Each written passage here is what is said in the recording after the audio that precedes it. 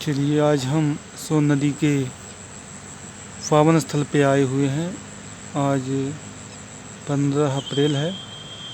यह सोन नदी का प्राकृतिक दृश्य बहुत ही सुंदर है।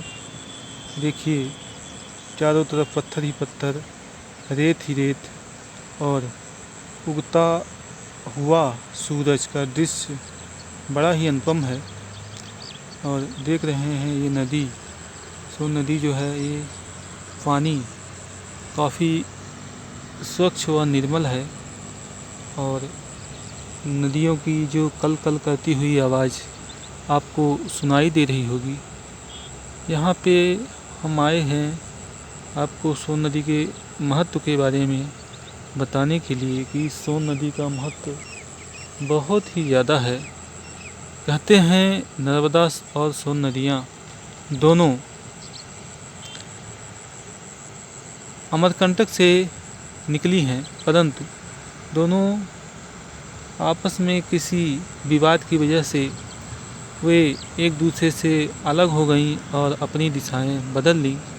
आज उसी पावन सोन नदी के तट पर हम आए हुए हैं और हमारा विचार हो रहा है कि आकर के यहाँ थोड़ा स्नान ध्यान करें और स्नान ध्यान करने के पश्चात थोड़ा पूजा पाठ करें और अपने मन को शांति प्रदान करें।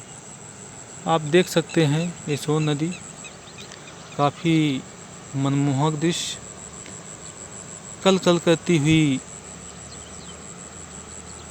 लहरों की आवाज़ें, और सामने देख रहे हैं कि पुल, सोन नदी पे बना हुआ ये लंबा पुल आप देख सकते हैं। इसके साथ ही आप देख सकते हैं कि यहाँ पे कई प्रकार की वनस्पतियाँ भी उगी हुई हैं, कई प्रकार के सीप भी हैं, कई प्रकार के पत्थर भी हैं और कई प्रकार के इसमें बहुत सारी चीज़ें आपको इसमें देख सकते हैं। पहली बात यह है कि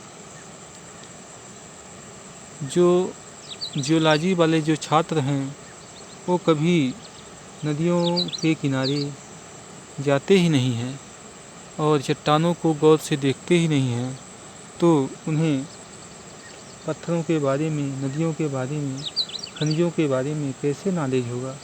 इसके लिए चलिए हम बताते हैं। ये जो चट्टानें हैं आप इनको देख सकते हैं, ये चट्टानें हैं, इसमें बहुत से देख सकते हैं, इसमें बहुत सी संरचनाएं बनी हुई हैं, कई प्रकार की संरचनाएं बनी हुई हैं और कई प्रकार से इसमें दरारें भी निर्मित हैं। और ये चट्टानें मतलब कई प्रकार के इसमें विदर निर्मित हैं। और ये चट्टान जो है क्रमशः एक क्रम से दूसरे क्रम से या व्यवस्थित है। और देखा जाए तो यहाँ पे काफ़ी सारे सूक्ष्म जंतु भी हैं। आज हल्की हल्की बूंदें भी गिर रही हैं, लगता है बारिश होगा और बारिश होने की वजह से कुछ परेशानी का अनुभव हमें होगा, क्योंकि आज 15 अप्रैल सन 2020 है। और देख रहे हैं, आपको बताते हैं कि ये छोटी छोटी बूंदाबांदी हो रही हैं। आपको दिखाते हैं बूंदाबांदी कहाँ हो रही है। आप उसको ध्यान से देखेंगे पानी में, आपको ध्यान से देखने पे समझ में आएगा कि पानी में छोटी छोटी बूंदें, आप ध्यान से देखेंगे तो पता लगेगा कि पानी में हल्की हल्की बूंदें पड़ रही हैं। इससे पता चल रहा है कि आज हमारे प्रभु भी दुखी हैं, न जाने किस दुख में वो डूबे हुए हैं कि जैसे ही हम आए और इस पावन सोन नदी के तट पर बैठ करके कुछ उनकी महिमा का गुणगान करने लगे, तो ऐसा क्या हुआ कि पानी की छोटी छोटी बूंदें गिरने लगी।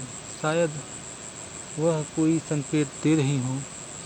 वैसे तो हमें यहाँ पे थोड़ा स्नान ध्यान, थोड़ा प्रभु का ध्यान भी करना था, परंतु लगता है यह मौसम के खराब होने की वजह से मेरा ध्यान जो है नहीं लग पाएगा। वैसे सीखने के लिए आपको बहुत सा चीज़ यहाँ पे मिलेगा। सीखने के लिए बहुत सा चीज़ है यहाँ पे। फॉसिल्स भी यानी जीवाश्म भी कुछ देखे जा सकते हैं। छोटे जीवाश्म जैसे जीव जंतुओं के जो अवशेष होते हैं, जो चट्टानों के बीच में दब जाते हैं, उसको भी ढूंढेंगे तो मिलेगा। इसी तरह से जो चट्टानें हैं, ये चट्टानें क्रमशः देख सकते हैं। एक चट्टान है, फिर दूसरी चट्टान है, फिर तीसरी चट्टान है। क्रमशः एकांतरित क्रम में व्यवस्थित चट्टानें हैं। जैसे अगर आप देखना चाहते हैं तो देख भी सकते हैं ये जो चट्टानें हैं कैसे व्यवस्थित हैं, कैसे कटी हुई चट्टानें हैं। यानी कि पहले देखिए जो चट्टानें हैं, ये पहले ये चट्टान है, परतदार चट्टानें हैं, ये चट्टानें हैं, ये फिर ये चट्टान है, इसके बाद ये चट्टानें हैं, और उसके बाद फिर इधर थोड़ा सा रेता है। और चलिए हम एक आज क्वार्ट्ज, यहाँ पे बहुत से खनिज भी हैं, छोटे छोटे खनिज भी है जो कई प्रकार से आप देख भी सकते हैं, और सीपी भी है। और देखा जाए तो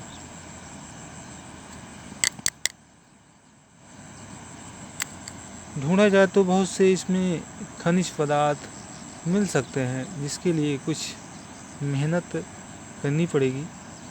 चलिए हम आपको बताते हैं।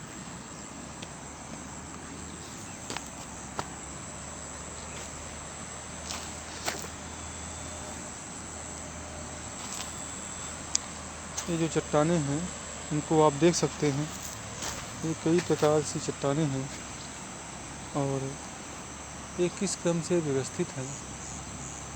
और ये जुगदरा के समीप है। यहाँ सुनने में आया है कि यहाँ पे कुछ घड़ियाल भी कभी कभी आते हैं, तो उनका भी खतरा बना हुआ है। हम इतना ज़्यादा रिस्क भी नहीं ले सकते कि कहीं अचानक कोई घड़ियाल आए और आक्रमण करे और अपनी भूख को शांत करे। ऐसा भी नहीं हो सकता है। थोड़ा हम फ्रेश होना चाहते हैं, मतलब अब इसके बाद हमारा स्नान ध्यान होगा, थोड़ा फ्रेश होंगे। और हमने रात भर सफ़र किया है, बहुत कठिन सफ़र किया है हमने, और थक चुके हैं। तो सोचते हैं कि थोड़ा सा रिलैक्स किया जाए, इस शरीर को विश्राम दिया जाए। चलिए,